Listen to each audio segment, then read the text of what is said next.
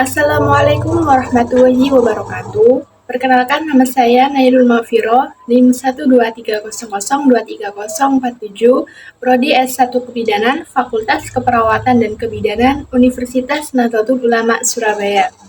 Baik teman-teman, di sini saya akan menjelaskan biolistrik dalam tubuh manusia. Apa sih biolistrik itu?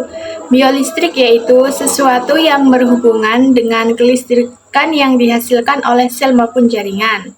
Kelistrikan ini yaitu segala yang berkaitan dengan muatan-muatan, ion-ion, medan listrik yang terdapat dalam makhluk hidup, serta tegangan yang dibangkitkannya. Tegangan listrik atau biasa disebut dengan potensial listrik atau biasa disebut juga dengan tegangan bio atau biopotensial. Tegangan yang terjadi pada sel-sel disebut dengan tegangan sel atau cell potentials yang terus-menerus terjaga keberadaannya dan untuk menjaga dibutuhkannya energi yang cukup besar. Setidaknya sekitar 25% digunakan untuk menjaga adanya tegangan pada sel. Tegangan sel dapat bertahan konstan dalam waktu yang cukup lama, namun selain itu juga dapat diubah melalui suatu perlakuan internal maupun eksternal dalam bentuk rangsangan atau virus. Nilai tegangan yang diubah akan menghasilkan suatu pulsa tegangan atau voltage pulses. Efek yang ditimbulkan dari pengubahan nilai tegangan ini bergantung pada jenis selnya. Misalnya ada sel-sel saraf, karena ada pengubahan nilai tegangan selnya dapat menghasilkan pulsa tegangan. Pulsa tegangan tersebut akan dirambatkan ke berbagai sel lainnya untuk memberikan informasi tentang perintah yang diberikan. Aktivitas dari sekumpulan sel ini ditentukan oleh keadaan tegangan yang dihasilkannya dan dapat diukur melalui suatu alat pengukur pulsa-pulsa tegangan. Baik, selanjutnya ada jenis-jenis gelombang. Gelombang adalah getaran yang merambat, bisa melalui medium atau zat perantara tertentu, atau bisa juga merambat tanpa medium sama sekali, yakni melalui ruang hampa. Gelombang merupakan energi getaran yang merambat tanpa memindahkan materi perantaranya. Selanjutnya ada jenis gelombang berdasarkan arah rambatannya. Gelombang ini dibagi menjadi dua, yaitu yang pertama ada gelombang transversal. Gelombang transversal merupakan jenis gelombang yang arah getarannya tegak lurus dengan arah rambatannya. Bentuk getaran dari gelombang transversal menyerupai bukit dan lembah. Contohnya, gelombang transversal bisa dilihat dari gelombang pada ri air, gelombang pada benang yang digetarkan, gelombang air laut, dan lain-lain.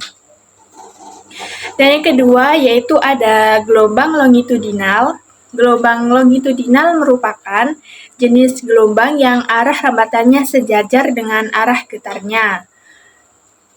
Bentuk getaran pada gelombang longitudinal menyerupai rapatan dan renggangan. Contohnya, gelombang longitudinal bisa dilihat dari gelombang bunyi atau gelombang pada pekas yang ditarik dan kemudian dilepaskan.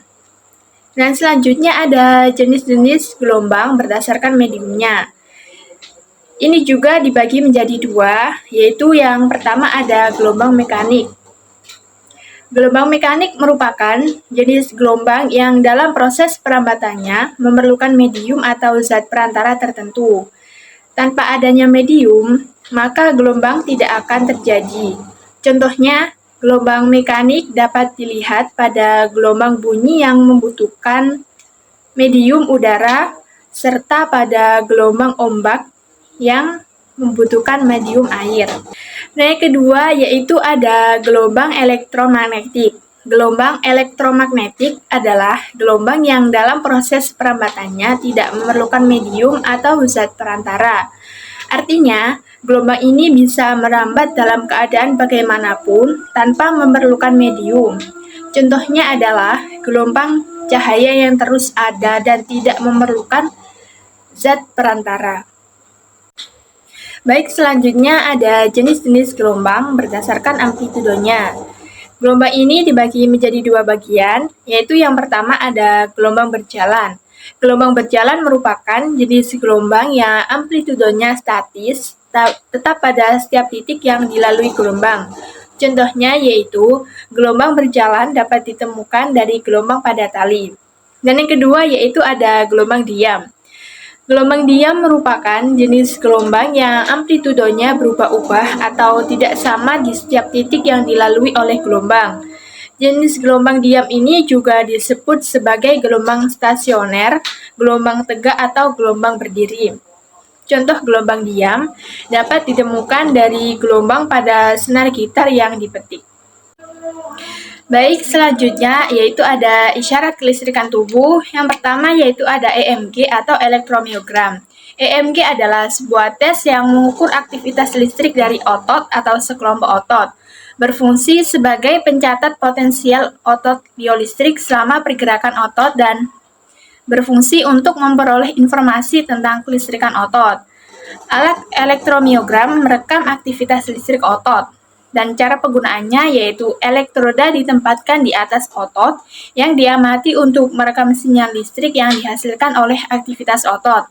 Ini juga digunakan untuk mendiagnosis gangguan neuromuskular, mengukur kekuatan otot, dan melacak respon otot terhadap rangsangan. Dan yang kedua yaitu ada EKG atau elektrokardiogram. EKG merupakan rekaman aktivitas kelistrikan jantung yang ditimbulkan oleh sistem dan konduktif khusus, berfungsi sebagai menentukan standar aritmia jantung. Alatnya, elektrokardiograf, merekam aktivitas listrik jantung, dan cara penggunaannya, elektroda ditempatkan di berbagai tubuh untuk merekam sinyal listrik yang dihasilkan oleh aktivitas jantung. Ini juga digunakan untuk mendiagnosis gangguan jantung seperti aritmia dan memantau fungsi jantung selama tes stres atau penyakit jantung.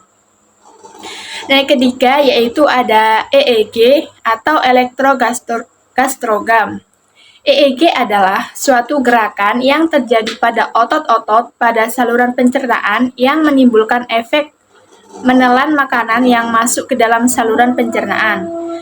Ini berfungsi membantu penyembuhan MAG dan gastroparesis untuk memperbaiki mioelektrik lambung. Alatnya elektrogastrogram, yaitu merekam aktivitas listrik lambung. Dan cara penggunaannya adalah elektroda ditempatkan di atas perut untuk merekam sinyal listrik yang dihasilkan oleh gerakan lambung. Ini juga digunakan untuk mendiagnosis gangguan mototilitas lambung seperti gastroparesis. Nah, selanjutnya yang keempat yaitu ada ENG atau elektroneurogram. ENG adalah sebuah alat untuk mengukur kelistrikan saraf yang dapat menghasilkan kelistrikan. Berfungsi untuk mengetahui keadaan lingkungan refleks, mengetahui kecepatan konduksi saraf motoris dan sensoris. Alat elektroneurogram merekam sinyal listrik yang dikirimkan oleh saraf, dan cara penggunaannya adalah elektroda ditempatkan di atas atau di sepanjang jalur saraf tertentu untuk merekam sinyal listrik. Ini juga digunakan untuk mendiagnosis gangguan saraf perifer seperti sindrom terowongan karpal atau neuropati. Nah, yang kelima yaitu ada ERG atau elektroretinogram. ERG adalah tes mata yang mengevaluasi fungsi retina yang melapisi bagian dalam mata. Berfungsi untuk mencatat bentuk kompleks potensial biolistrik yang terdapat pada retina mata. Alat elektroretinogram merekam aktivitas listrik di dalam retina mata, dan cara penggunaannya adalah elektroda ditempatkan di dekat mata untuk merekam respon listrik retina terhadap cahaya. Ini digunakan untuk mendiagnosis gangguan mata seperti retinitis pigmentosa. Dan yang keenam yaitu ada EOG atau elektrokulogram. EOG adalah suatu pengukuran atau pencatatan berbagai potensial pada kornea retina sebagai akibat perubahan posisi dan gerakan mata. Ini berfungsi untuk mencatat atau mengukur berbagai potensial pada kornea retina. Alat elektrokulogram merekam gerakan mata dan aktivitas listrik terkait. Dan cara penggunaannya adalah elektroda ditempatkan di sekitar mata untuk merekam potensial listrik yang dihasilkan oleh gerakan mata. Ini juga digunakan untuk memantau gerakan mata, terutama dalam studi tidur dan studi gerakan mata terkait penyakit. Dan yang terakhir, yang ketujuh, ada EEG atau elektronsefalogram. EEG adalah rekaman aktivitas listrik otak yang digunakan untuk mendiagnosis kondisi neurologis seperti gangguan kejang atau epilepsi. Ini berfungsi mendiagnosa dan mengklasifikasikan epilepsi. Alat elektronasefalogram merekam aktivitas listrik otak, dan cara penggunaannya adalah elektroda ditempatkan di kulit kepala untuk merekam sinyal listrik yang dihasilkan oleh aktivitas otak. Ini juga digunakan untuk mendiagnosis gangguan neurologis seperti epilepsi, mengukur kesadaran, dan mempelajari pola aktivitas otak seperti dalam penelitian kognitif. A few moments later. Baik, itu tadi yang bisa saya jelaskan tentang biolistrik dalam tubuh manusia. Kurang lebihnya, mohon maaf. Assalamualaikum warahmatullahi wabarakatuh.